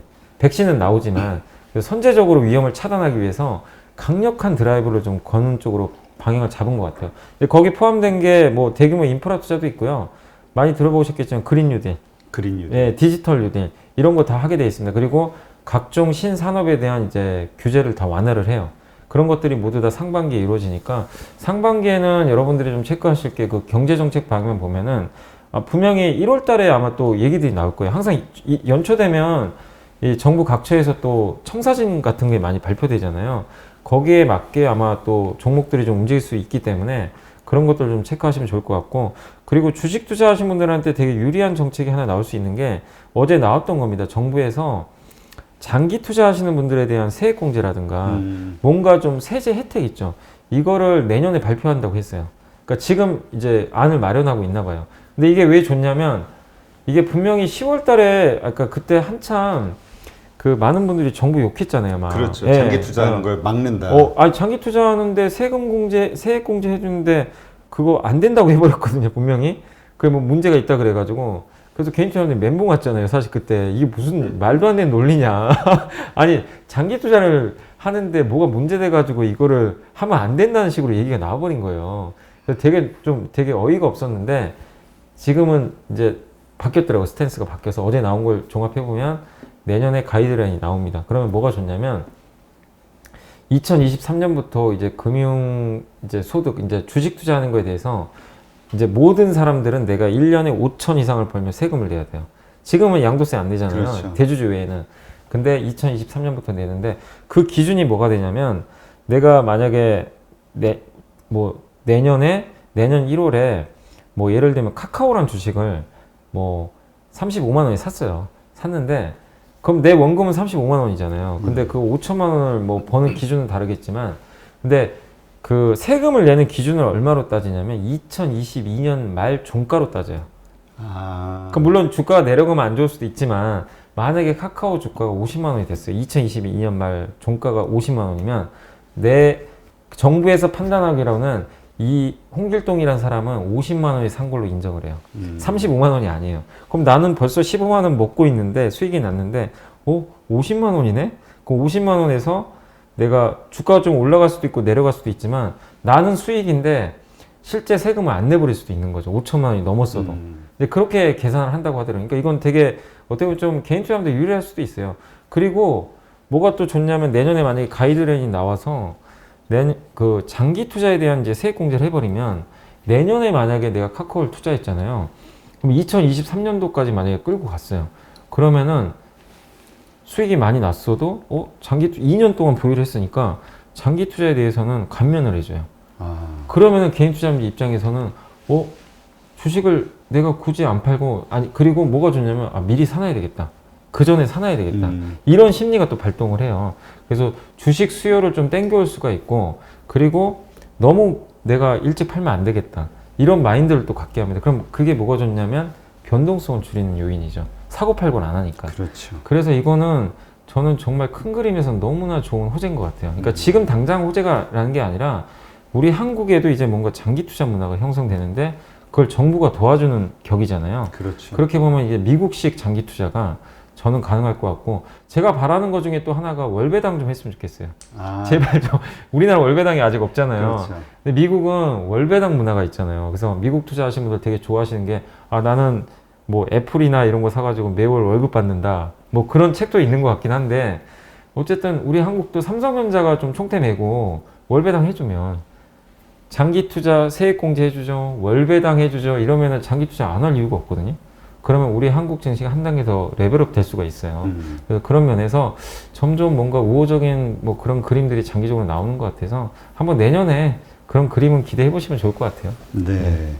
그러니까 지금 사실 요번 그 3억 대주주 요건 강화, 네. 그때 나왔던 많은 불만들이 그거였잖아요. 네, 이게 맞아요. 그때 아마 정부에서도 들었던 것 같아요. 네, 고민을 했던 것 같은데 이번에 이제 딱 타이밍 맞게. 왜냐면 그때 장관부터가 그런 거 생각 안 했다. 네, 맞아요. 네. 단정을 줘버렸었는데 그거에 대한 후폭풍이 사실 엄청났잖아요. 그때 진짜 난리가 아니었죠, 진짜. 아니 어떻게 저런 자본주의 사회에서 저런 말을 할 수가 있냐. 아, 이거 좀 뭐 여담이긴 한데, 그때 이제 홍남기 뭐 부총리가 욕 많이 드셨잖아요, 사실. 그렇죠. 뭐 그건 팩트니까.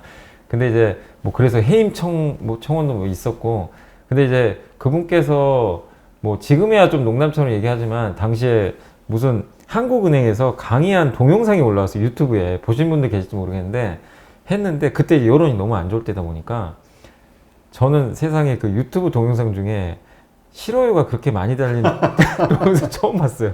그러니까 영상보다도 사람들이 이제 거기에 분노하신 것 같더라고요. 보지도 않고 그냥 싫어요만 그러니까 누르는 거죠. 화풀이 하고 싶었던 거예요. 그래서 그냥 보지도 않으시고 싫어했던 그런 좀 얘기가 있었는데, 그만큼 많은 분들이 너무 좀 비상식적인 것 같아서 그때 분노를 하신 것 같은데, 그래도 지금은 좀 분위기가 많이 바뀌었으니까 한번 기대를 해보는 게 좋을 것 같습니다. 네.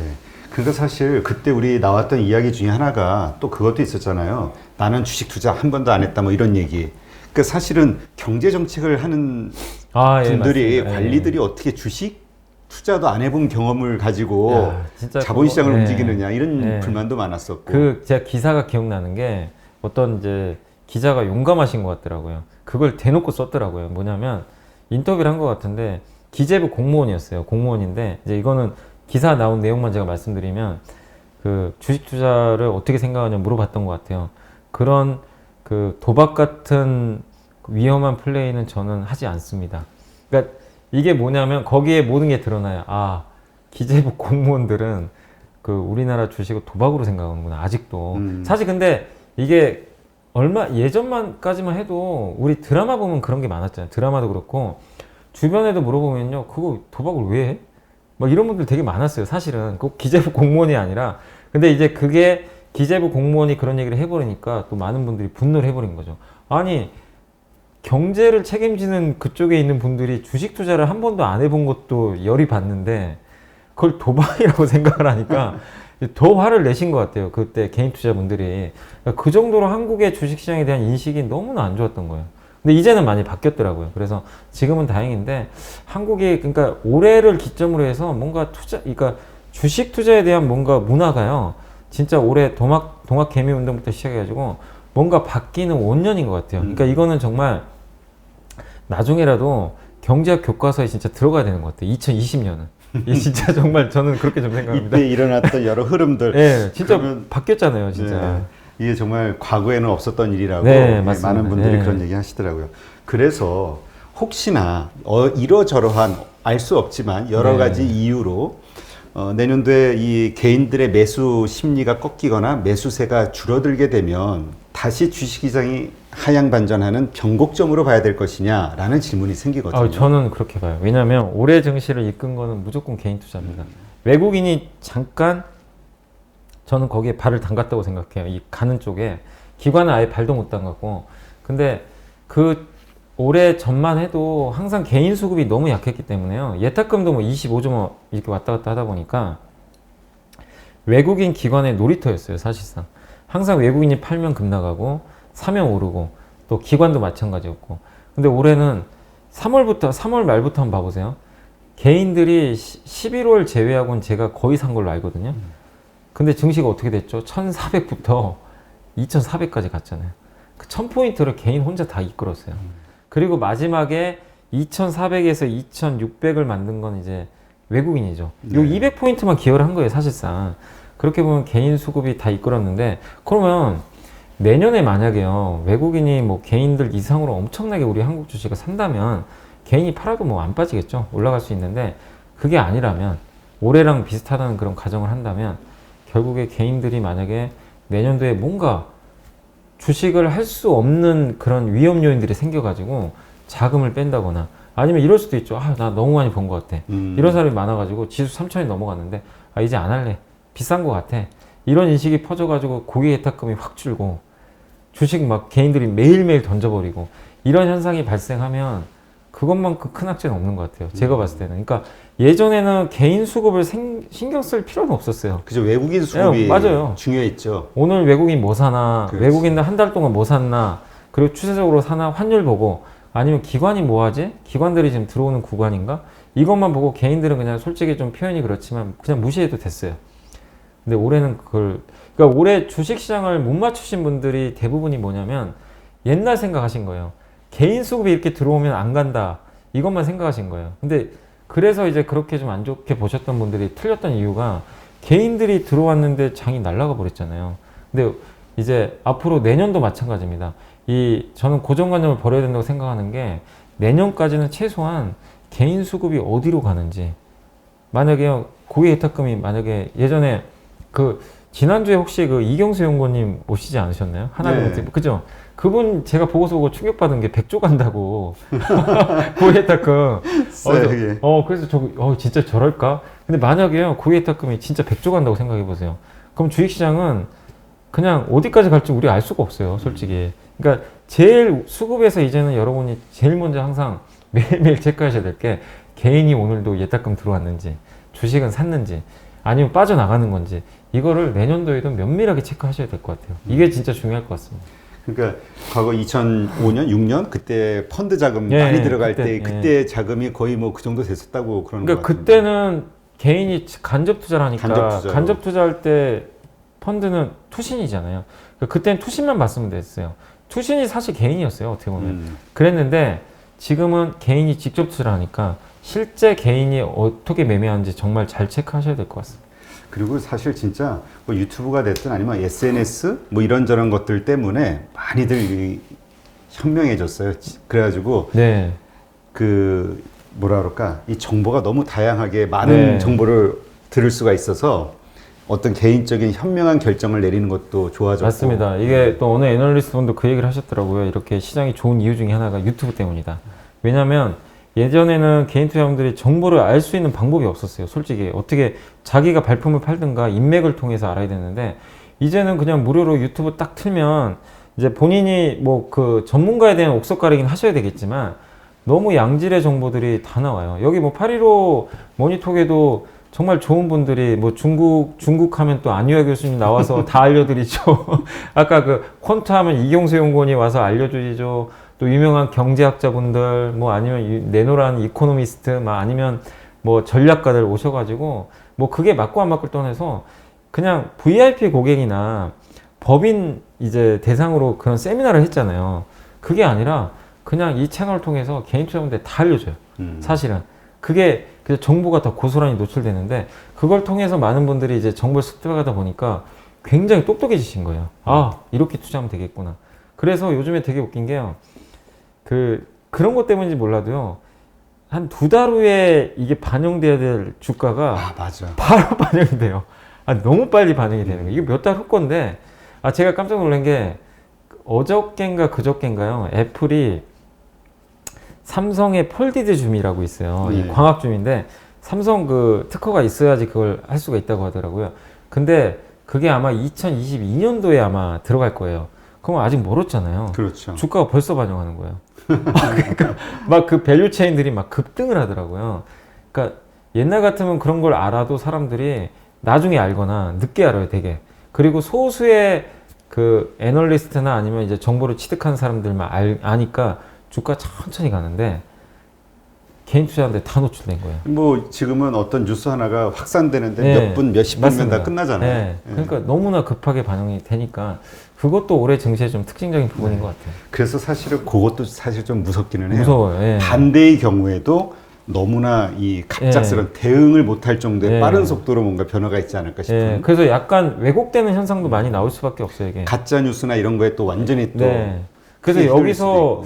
요구되는 게 개인 투자자한테 요구되는 게 진짜 그 정보를 내가 어떻게 해석하는지 이게 진짜 승부인 것 같아요. 그러니까 실력인 것 같아요. 그래서 여러분들이 그 뭐 유튜브나 아니면 신문 기사나 뭐가 나왔을 때 무조건 그냥 맹목적으로 사지 마시고 한 번 더 판단을 하고, 그러니까 자기 스스로 한번 검증을 해보세요.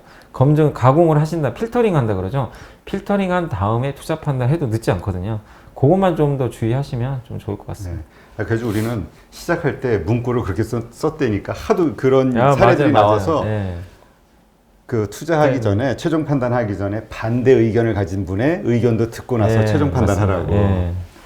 근데 이 개인의 매수세 이것에 어떤 불리한 어떤 영향을 끼칠 만한 요소로 제일 크게 떠오르는 게 내년 3월인가요? 공매도 해지? 아, 공매도 있습니다. 예. 그게 좀 걸리긴 해요.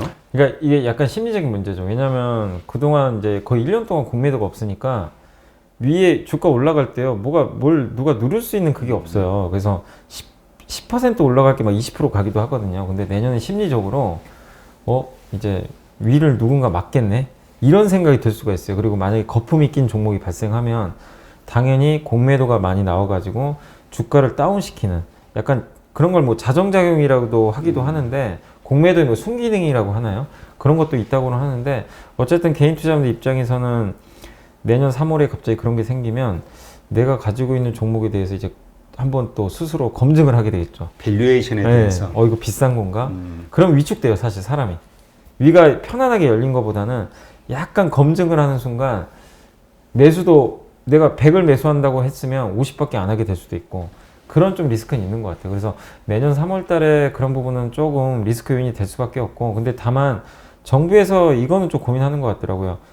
그 우리나라 전체 종목을 다 풀어줄지, 아니면 일본식인가요? 그게 아마 대형주 몇 개만 공매도 허용하는 그런 방법도 있다고 하더라고요. 그렇게 되면은 좀 투자 심리가 오히려 완화될 수도 있어요. 왜냐면은 내년 3월에 하는 건 맞는데 전 섹터를 다 하지 않고 일부 큰 종목 위주로만 만약에 정부가 결정을 내려주면 오히려 그건 주식시장의 악재는 아니거든요. 그래서 내년 2월부터는 거기에 따른 리스크가 조금씩은 나올 수 있으니까 말씀하신 대로 조금 그 부분은 잘 체크는 해봐야 될 것 같습니다. 네. 하여튼 전반적으로 그 모든 항상 그렇잖아요. 좋은 어떤 긍정적인 부분과 부정적인 부분이 네. 섞여 있는데 네, 이걸 맞습니다. 어떻게 잘 취사 선택할지 네. 예, 보시는 분들이 투자하기 전에 잘 한번 판단하시기를 부탁드리겠습니다.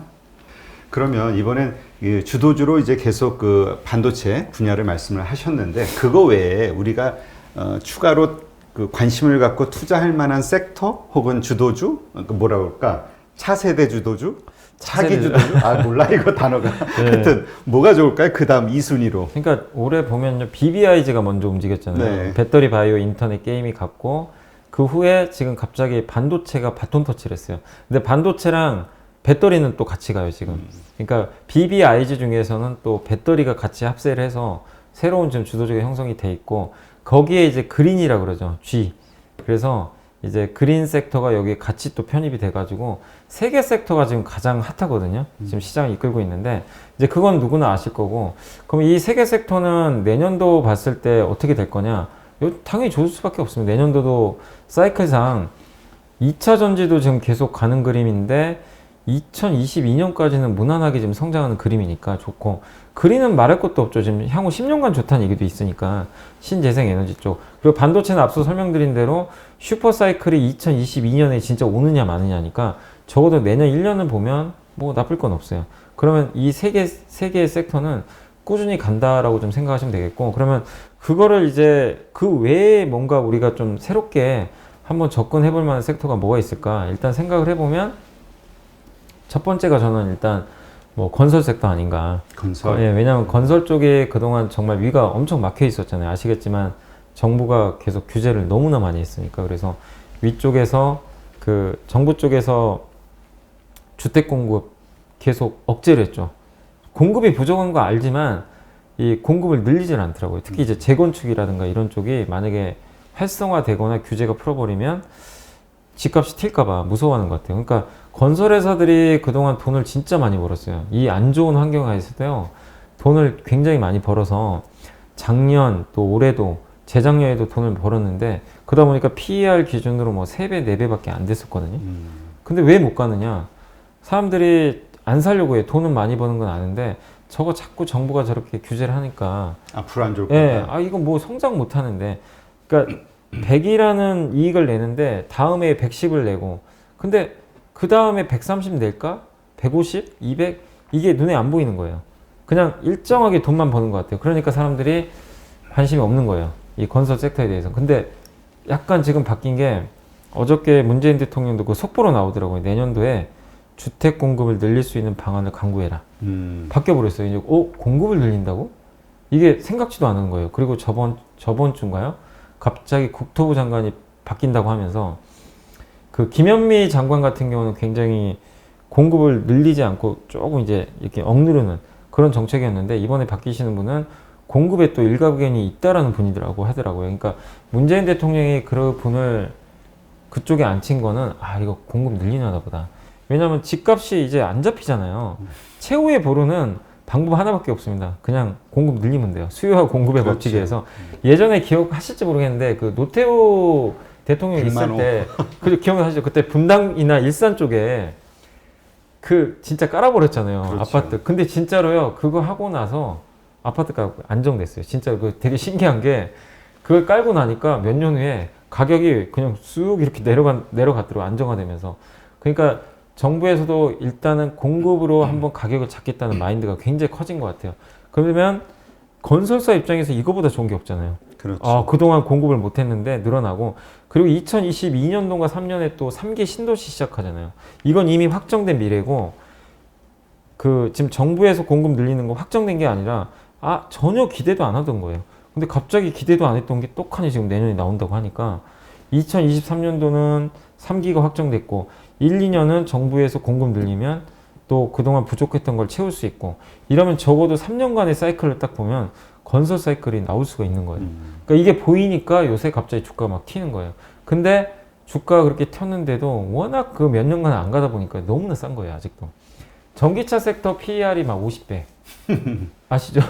그리고 반도체는 그렇게 비싸진 않은데, 반도체도 10배 넘어가는데, 건설회사들은요, PER이 막 5배, 6배. 근데 그럴만 했죠, 그동안. 근데 이제는 위가 열립니다. 뭐냐? 공급을 늘리면, 우리가 이 주가를 볼 때요, 주가는 EPS 곱하기 PER이라고 하는데, 뭐냐면 EPS가 주당 순이익, 이익 곱하기 PER은 밸류에이션. 내가 이거 몇 배 줄 거냐. 그러니까 예를 들면 삼성전자를, 뭐 삼성전자 이익이 뭐 계속 잘 나오고 있지만 이익이 고정돼 있다고 좀 가정을 해볼게요. 가정해 있으면 PER이 그럼 주가를 결정하잖아요. 그렇죠. 그 옆에 PER이라는 거는 내가 얼마를 줄 거냐, 10배를 줄 거냐, 20배를 줄 거냐, 30배 줄 거냐. 그럼 삼성전자를 그동안은요 10배를 못 줬어요. 왜냐하면 D램 사이클 막 난리를 치니까. 스마트폰도 아시잖아요, 성장을 못 하잖아요, 예전만큼. 그러니까 PER 10배를 못 줘요. 근데 대만의 TSMC는 25배를 줍니다. 같은 반도체인데. 무슨 얘기냐? 삼성전자도 이제는 대만이 받을 수 있는 PER로 갈 수 있는 그림이 그려지는 게, 그동안 메모리만 하다가 TSMC가 하는 파운드리까지 이제는 공격적으로 하고 있어요. 그러면 삼성전자 PER이 예전에 10배가 아니라 15배도 갈 수가 있는 거거든요. 그러니까 이거는 약간 자의적이긴 하지만, 시장 참가자들은 같은 이익이어도 1,000억을 벌던 회사의 주가를 시총을 1,000억으로 인정을 했다면 이젠 1,500억도 줄 수가 있는 거예요. 그럼 건설주도 마찬가지라는 얘기예요. 건설주 성장이 나오네? PER 5배밖에 안 줬는데 8배 줘볼까? 이럴 수 있어요. 그럼 이익이 크게 안 늘더라도 8배라는 거는 뭐죠? 여기서 주가가 거의 한 60% 올라가는 거잖아요. 그러면 이익이 똑같은데 주가 60% 올려버리는 거예요. 그러니까 PER 개념을 여러분들이 잘 아셨으면 좋겠어요. 이런 사이클이 시작되는 만약에 섹터가 있으면 정말 엄청난 랠리가 나올 수가 있어요. 네. 그래서 저는 그걸로 일단 첫 번째로, 일단은 좀 건설주가 거기에 좀 해당을 하지 않나, 이렇게 좀 생각하고 있습니다. 네. 그건 어떻습니까? 이 코로나 때 가장 그 화려하게 주도했던 그 언택트와 관련해서는 끝났다고 봐야 되나요? 네이버나 카카오 이런 아니요, 것들. 끝난 건 아닙니다. 왜냐하면 지금 조금 소강 상태는 맞아요. 왜냐하면 내년도에 올해만큼 성장을 못할 것 같으니까 사람들이. 근데 그 네이버도 그렇고 카카오도 그렇고 독점 기업이잖아요. 사실 어떻게 보면 경쟁자가 그렇죠. 없어요. 네. 카카오페이, 카카오뱅크, 모빌리티, 그리고 네이버는 네이버 페이도 있고 네이버 쇼핑이 또 국내 거의 1등이잖아요.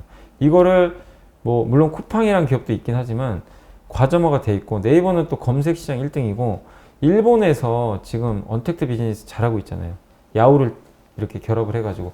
그리고 해외 쪽에서 웹툰 아시죠? 웹툰 워낙 또 잘 나가니까 그거를 대체할 만한 회사가 별로 없어요.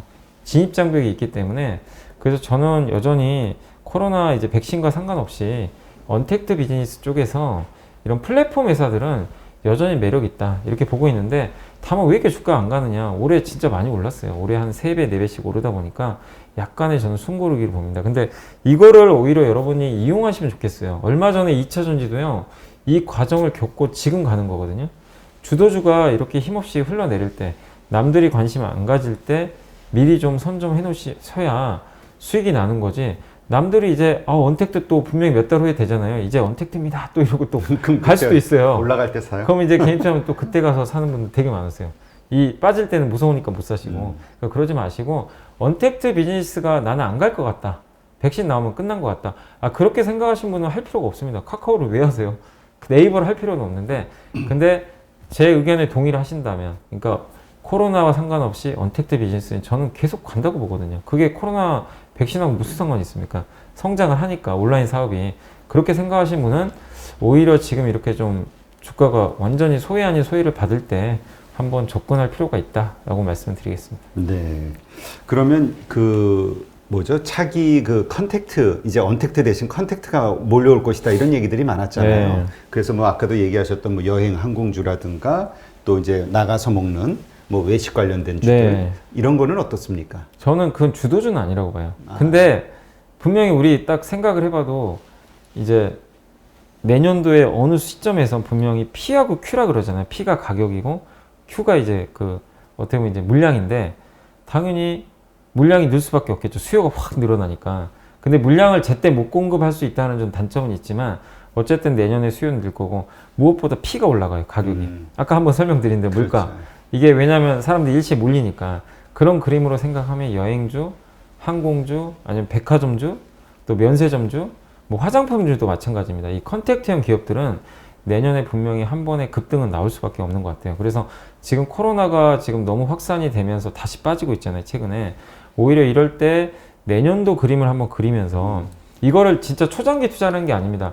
분명히 여러분들이 지금 자리에서 좀 사놓으시면 내년도 어느 시점에서 한번 30에서 40% 튈 수 있는 구간이 한번 나오거든요. 그때 팔고 나오시면 돼요. 그래서 그런 좀 트레이딩 관점에서 보시면 좋겠고, 그리고 무엇보다 좋게 보시는 필요가 있는 게, 일단 구조조정이 또 많이 됐어요, 최근에. 물론 이제 좀비 기업도 아직 있는데, 최근에 보면 하나투어도 얼마 전에 이렇게 구조조정 한다는 얘기가 막 돌더라고요. 직원들 전체 무보수 휴직? 맞습니다. 그러니까 그만큼 이제 기업들이 체질 개선을 지금 많이 하고 있거든요. 그럼 뭐냐면 비용이 많이 줄어들어요. 경쟁 강도가 완화되고, 그러면 내년에 이게 정상화 됐을 때 이익률이 우리가 생각한 것보다 이상으로 나올 수가 있거든요. 그런 면에서 한번 내년 보시고, 이쪽 섹터들도, 그러니까 이쪽 섹터에서 좀 대표주 있잖아요. 대표주 위주로 좀 하락할 때 조금 한번 대응해 보시면 좋을 것 같습니다. 아무래도 이 어려운 시장이 끝나고 나면은 뭐 자본력이라든가 규모가 조금 더 컸던 곳들이 시장을 장악하게 되겠죠? 네, 맞습니다. 그러니까 자본력이나 이런 것들이 큰 기업들은 결국에 덩치가 큰데 살아남고 시장에서 퇴출 안 당해요. 근데 이게 정상화되면은 다시 한번 어떻게 보면 사람들이 또 대형 회사로 좀 몰릴 수밖에 없는 상황이 펼쳐질 수밖에 없고, 대형 회사는 어쨌든 이 악조건에서 살아남았거든요.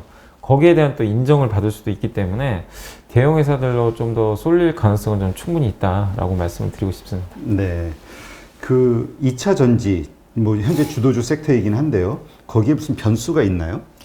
2차 전지 쪽에 변수가 하나 뭐냐면 전고체 배터리가 하나 있어요. 이게 많은 분들이 걱정하시는 게 뭐냐면, 이거 한번 설명해드리면, 지금 우리가 쓰고 있는 모든 배터리는 다 리튬이온 배터리라고 아마 들어보셨을 거예요. 그러니까 액체입니다, 액체. 그러니까 뭐냐면 거기에 우리가 양극과 음극이 있고 여기에 이제 이온이 들어가서 이 이온이 왔다 갔다 해요. 음극으로 가면 우리가 충전이 되는 거고 음극에 갔다가 이 이온이 다시 양극으로 오잖아요. 그러면 방전이 돼요. 그러니까 우리가 스마트폰을 써서 이게 충전기가 그러니까 충전이 점점 배터리가 닳잖아요. 그런 게 바로 음극에서 양극으로 가는 겁니다. 근데 이게 여기서 이거를 이제 리튬 이온의 이온이 왔다 갔다 할 수 있게 해주는 걸 전해질이라 그래요. 이게 액체로 돼 있어요, 지금은. 근데 액체가 단점이 뭐냐면 액체는 부피가 커져요. 아시겠지만. 그러다 보니까 좀 안정성이 떨어진다고 하더라고요. 근데 우리가 스마트폰은 크게 걱정 안 하셔도 되는데 자동차는 사고 나면 안 되잖아요. 그렇죠. 그죠? 배터리 폭발하면 어떻게 해요? 사람이 죽어요. 그럴 수 있기 때문에 액체 전해질에 대한 이제 그런 좀 리스크가 계속 화두가 되고 있는 거고, 그 다음에 액체 전해질의 좀 단점이 에너지 밀도가 좀 낮아요. 에너지 밀도가 낮다는 건 뭐냐면 주행거리가 좀 짧을 수밖에 없어요. 그래서 주행거리를 어쨌든 자동차 늘려야 될 거 아니에요. 그런 면에서 액체 전해질이 좀 불리하긴 한데, 전고체 배터리가 이게 게임 체인저라고 하는 이유가 그걸 다 해소를 한 번에 해줘요.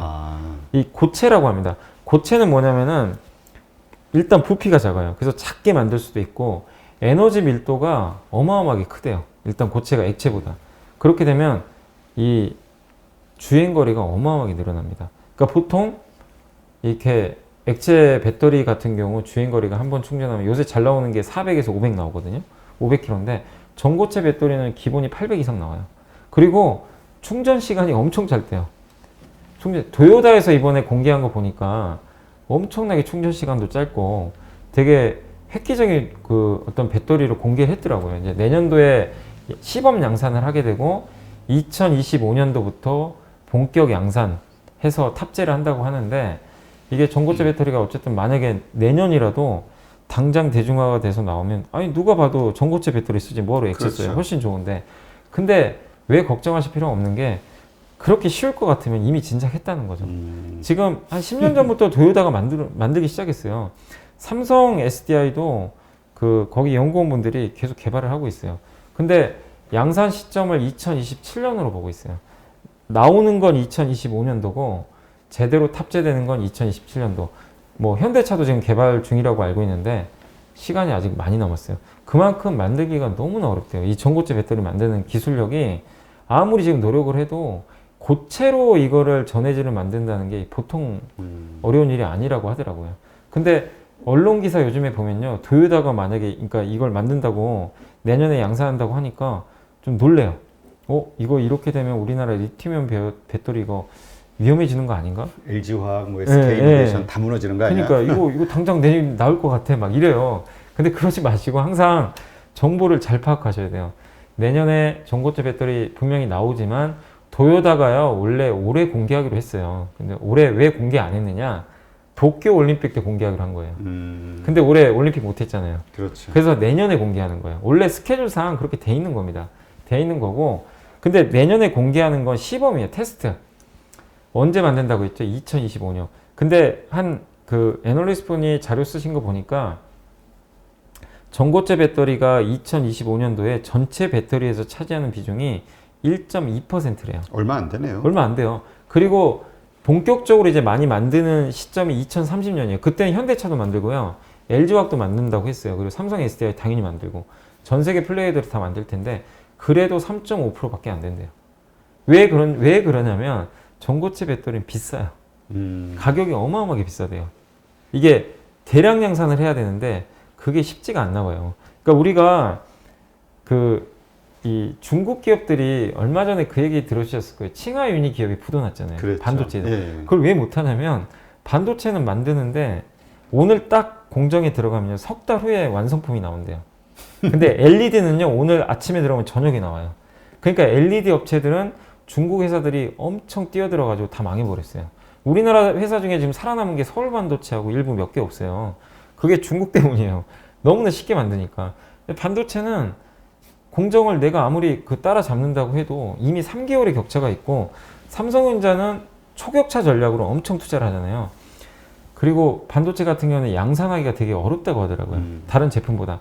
그러니까 중국이 뭐 100조가 넘는 돈을 그렇게 투여를 했는데 메모리 반도체 점유율이 0%라고 하더라고요. 안 되는 거예요. 그러니까 2차 전지도 물론 리튬이온은 제가 뭐 중국 기업도 잘하니까 CATL이 있지만 전고체 배터리 과연 돈을 아무리 한다고 해서 양산을 할 거냐, 차원이 다른 문제예요. 그러니까 우리가 실험실에서 하나 만드는 거는 만들 수 있어요. 어느 그치. 제품이나.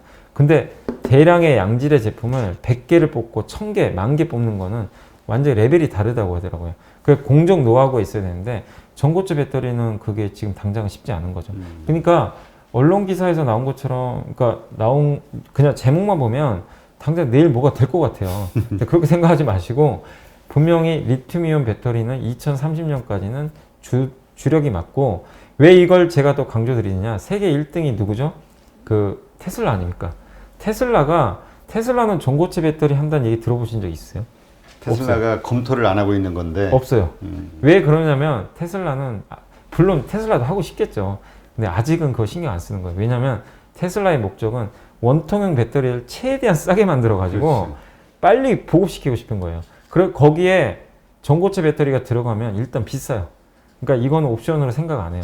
그리고 LG화학이 그걸 너무나 잘하니까, LG화학 손을 요새 막 잡는 거 보셨을 거예요. LG화학이 원통형 배터리를 잘 만들어요. 싸고 기술력도 좋다 보니까. 그래서 그런 걸 보면 전고체 배터리가 나중에 게임 체인저는 분명히 됩니다. 근데 투자하는 관점에선 그것 때문에 좀 너무 놀라셔가지고 아 이제 LG화학 팝시다, 아니면 우리나라의 뭐 에코프로비엠이나 포스코케미 같은 이제 이쪽 섹터 팔아버리자, 너무 그렇게 생각하는 거는 좀 너무, 그러니까 일단 이르지 않나 하는 좀 말씀을 드리겠습니다. 네. 그러니까 우리가 어떤 뉴스를 민감하게 보기는 하되 그게 실제로 어떤 영향을 가지고 있을지에 대해서는 네. 좀 고민을 많이 해야겠네요. 그리고 제가 이 말씀을 왜 자꾸 드리냐면, 예전에 이제 다른 방송에서 그 얘기 한번 한 적이 있는데, 그 예전에 뭐 기억하실 거예요. PDP라는 TV 아시죠? LCD하고 있었어요. 경쟁했었죠. 네. 그때 뭐라 그랬냐면 LCD보다 더 좋다 그랬어요. 그러게 PDP가 오히려 가격도 더 그래서 훨씬 뭐 화질도 더 좋고, 그 다음에 훨씬 더 그 뭐라 그러죠? PDP가 앞선 기술이다. 그랬는데 지금 어떻게 됐죠? PDP가 망했잖아요. 무슨 얘기냐면 기술이 아무리 좋고 그래도요, 대중이 선택하는 건 다르다는 거예요. 한마디로. 왜냐면 그때 LCD가 선택받았던 이유는, 일단 TV는요, 우리가 TV는 오랫동안 시청하잖아요. 오랫동안 그렇죠. 시청을 하고 그 다음에 수명이 길어요. 근데 PDP는요 수명이 되게 짧아요. 사용해 보시는데 다 그 얘기 하더라고요. 이건 너무 수명이 짧아가지고. 그리고 전기요금이 장난이 아니라는데요. 그러니까 전고체 배터리가 그런다는 게 아니라, 화질은 뛰어나죠. 예, 기술력은 분명히 전고체가 맞지만 전기차 안에 탑재가 됐을 때 사람들이 선택하는 건 또 다른 문제일 수 있다는 거예요. 그거는 우리가 아직 몰라요. 그러니까 너무 앞서서 그냥 전고체 배터리가 다 된다 이렇게 생각하실 필요는 지금 아직은 없다. 이렇게 좀 말씀을 드리겠습니다. 네.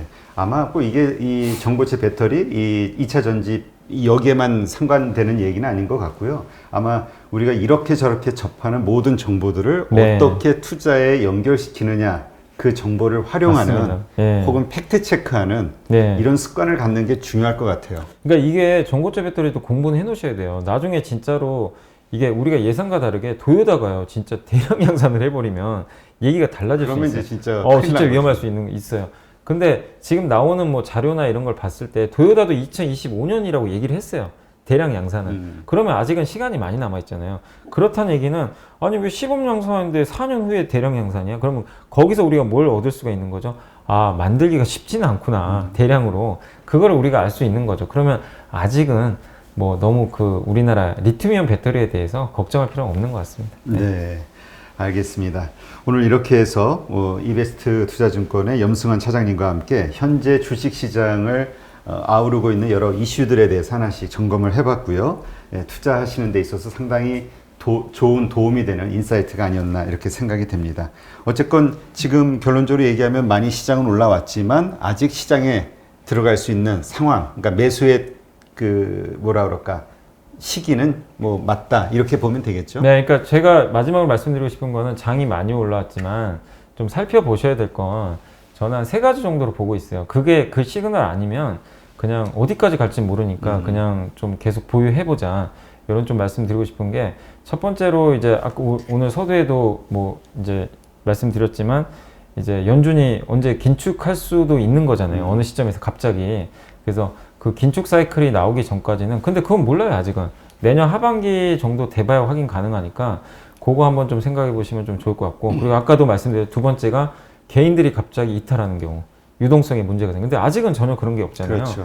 그리고 오히려 더 늘어날 수도 있는 거고 세 번째가 주도주가 바뀔 수 있다는 거 뭐냐면 지금 분명히 우리나라 주도주가 아까 말씀드린 대로 삼성전자를 중심으로 반도체고 그 다음이 2차 전지나 신재생 에너지 이 세 개잖아요. 네. 거기에 내년에 좋아지는 게 뭐냐면 아까 말씀드린 건설이나 아니면 다른 경기 민감주 그리고 뭐 여러 가지 뭐 실적들이 좀 좋아지는 뭐 아니면 여행 항공주가 뭐 될 수도 있고 다양한 산업군들 또 거기에 또 새롭게 좀 최근에 추가되고 있던 올해 물론 좋았지만 내년에 또 좋게 보는 섹터 중에 하나가 그 자동차잖아요. 네. 자동차를 좋은 그림으로 보고 있는데 이런 섹터들이 중심축을 딱 잡고 있는데 그 중에서 시가총액이 제일 큰 게 물론 당연히 삼성전자입니다. 근데 이런 기업들이 갑자기 내년이 됐는데 전망이 안 좋아지고 갑자기 반도체 가격이 막 폭락을 하고 그럴 수도 있는 거예요. 사실은 우리 생각 아니면 2차 전지 아까 얘기한 대로 갑자기 전고체 배터리 갑자기 나오고 자동차를 봤는데 갑자기 현대차의 경쟁력이 막 떨어지는 거예요.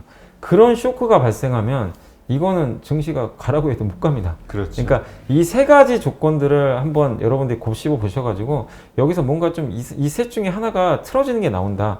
그러면 좀 위험 신호라고 보셔도 돼요. 근데 그게 아닌 이상은 너무 그냥 올라왔다라는 가격 논리만 생각하고 아 시장 이제는 좀 떠나야지 이렇게 생각하실 필요는 저는 없다고 보고 있기 때문에 지금은 가격보다 한번 그런 그 리스크 요인들을 하나씩 내년에 점검해 가시면서 대응을 하는 좀 시간이 좀 필요하다 이렇게 말씀을 드리겠습니다. 네, 잘 참고하시면 도움이 될 것 같네요.